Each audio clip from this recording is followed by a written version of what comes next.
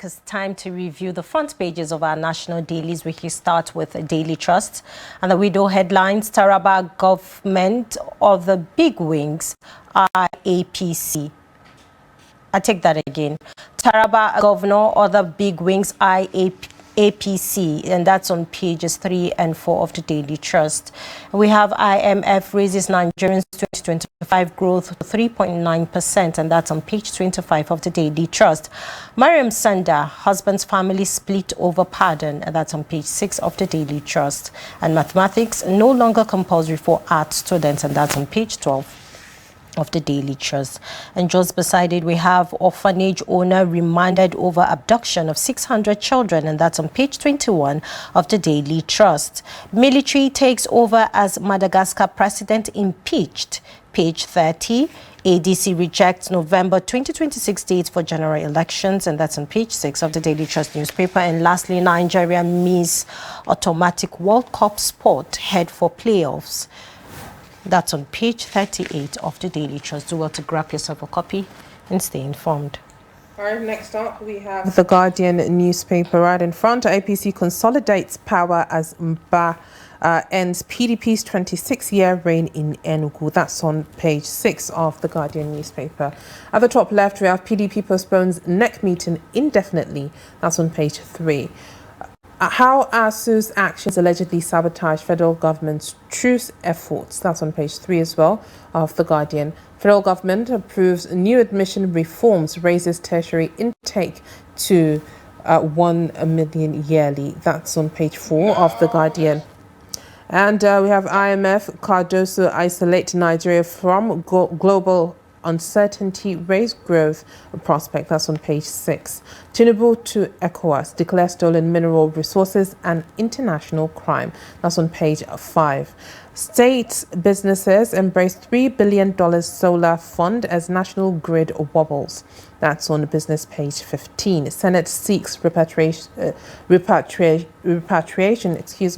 of Nigerian women, children held in Libyan prisons. That's on page 7 of The Guardian. 70% of women on death row in Nigeria are mothers, a study reveals. That's on page 4. Power plants operating below 40% capacity as grid voltage exceeds limits. That's on business page 15 of The Guardian newspaper. Make sure you grab yourself a copy and stay informed. All right, joining us this morning to review the front pages of our national dailies, we have former Director News, Voice of Nigeria, Ben Shamang. Thank you for joining us this morning. Thank you for having me. You're welcome. Absolutely. We'll start off with a Daily Trust. Now, Taraba governor of the bigwigs IAPC. I mean, we have been seeing the defections from, the PDP to the APC and then, from other parties. I mean, this is what happens when the elections are very close. So what is your take on this? Yeah, you see, when former governor of Kaduna State, El-Rufai, decided to match the tiger's head, the tiger's tail, I'm talking of Tinubu. Tinubu decided to rev the engine to show them that he is a politician. And here we are. This is the third governor has crossover. You're talking of Taraba now setting up to follow suit with his own members of the cabinet. But one good thing about the Taraba man is that he has decided to set up a committee to go around and monitor, know exactly what his constituents, his electorate are saying. Should he cross over? And I believe that it's just going to be the same resounding yes. Because there's no governor that has set up that committee and still remain in his old political party. Now the heat is also on in Bayelsa State, whether Governor Diri will also follow. And there's also a senator in Kaduna State that is being worked upon to ensure that he also brings in the governor of Bayelsa. So the case of Taraba is already a done deal. And why is it a done deal? If you check what is happening to PDP today, that in court, the chairman, Damagum, and the director legal of the party, they were tearing themselves apart inside the courtroom.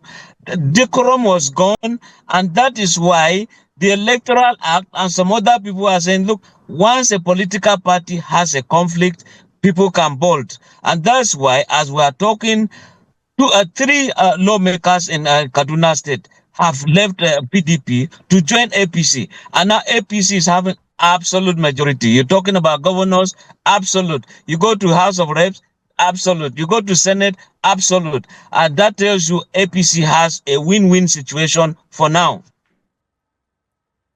All right, let's look at this headline on the Daily Trust. It says mathematics no longer compulsory for art students. What is your take on this?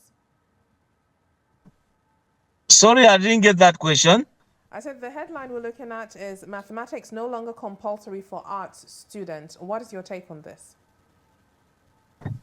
I can tell you the marks I had in secondary school because I chose to read languages. So mathematics, we were the ones who were jumping out of the window each time the mathematics teacher was coming to teach, because you enter the classroom with a horsewhip, bulala. If you never knew, of course, you flog you and you go and farm. Coming from a very small background of farming family, I prefer to go and farm for the math teacher than sit down and learn that thing, because it was not made interesting at all. And the next thing is this issue of forcing engineers that you must pass English language at credit level before you go into engineering courses. I asked this: where is the English language of the mechanics? Where is the English language of those laying cables here and there? You know, we just kill our initiative that you have to do some mental calculation. Tell me the mechanic that ran away in junior secondary school or even primary school, he can remove an engine and work on it, mount it back, and it works. Compare with the PhD holder, compare with the professor of engineering who cannot do that. So good thing that those who are reading languages, the arts, they are actually been set free. Let me call it freedom at last. Mathematics, you can wait. For those who are good at it, fine a thing, but it shouldn't be a hindrance for those who are purely arts, the languages, the linguistics, historians, some political science. Why do we insist that they must pass mathematics? And those who are also not good in English, you can see that they are superb in their engineering work. Now, why do you insist that they have to know how to speak English language?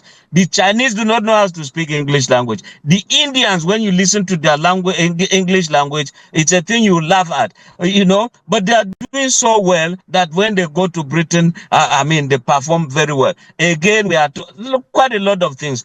Kudos to government. Free at last. Honestly, free at last. And then congratulations to all art students. Just add up to that. Well, let's take a look at this headline as echoed on other newspapers this morning. IMF raises Nigerians' 2025 growth to 3.9%, forecasts 4.2% for 2026. What's your take on this? Yes, not just Nigeria. I can see that IMF, this Bretton Woods Institute, they've also chosen Great Britain. They're saying that among the G7 countries, Great Britain is going to take the lead. And when they came to Nigeria, they say, yes, there are indices that are making Nigeria, to move forward. And that therefore implies that there's going to be investment confidence. They'll come on board. But we also hope that Nupeng and Pengason will stop all these disruptions, because with Dangote on ground, petrol is available, and some companies, the informal sector of the economy will also grow. But we also hope that security will improve, because there is no investor who will want to invest in a place where there is insecurity. But kudos to government that despite the fact that there's this insecurity, you could see that they have also got what you call a good deal with Shell in terms of gas. So it's nice for Nigerians. It's nice that we are moving. It's nice that at the point IMF is saying, okay, Nigeria is getting it right. All right, let's look at this. Still on Daily Trust. Nigeria missed automatic World Cup spot, head for playoffs. What is your take on that? You know, football gives hypertension. And we pray that Nigeria would just win. Let me just leave it to that. I would get the ticket and go there. But you see, at the point you could see the lackluster approach to the football. At the point, some people are saying disband this team. They are not too nationalistic. When they are abroad, they play better. But when they come to Nigeria, everyone is taking care of their legs so that they don't get broken or fractured. Because at the point when footballers retire, you begin to see that they are always known when they are in the field. And when they retire, they just go into oblivion, some poverty and all that stuff. But good thing that the hope is alive, and we pray that they clinch the position and they go to the World Cup and surprise the world too. All right. What is your take on this? Mimina, go ahead. Okay, we have, let's take a look at this headline. ADC rejects November 2026 date for general elections. What's your take on this? Yeah, you see, honestly, I don't think the date for election is the issue.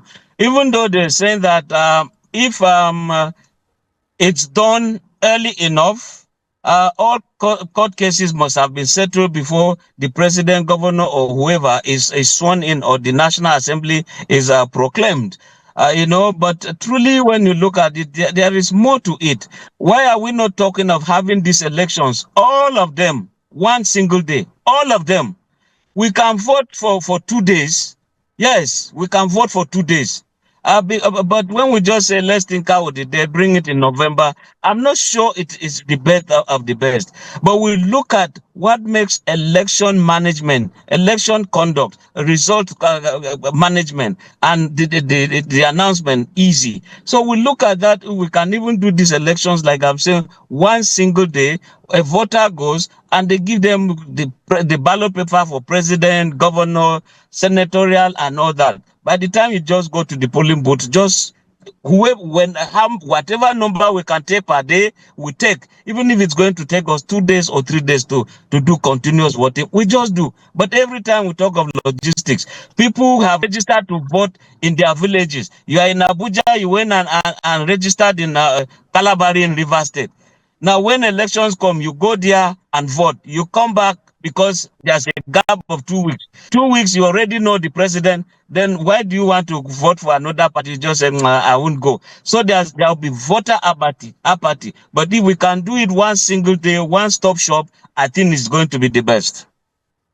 All right, thank you very much, Mr. Ben Shamang, for shedding more light on the headlines on the front pages of our national dailies. You're welcome.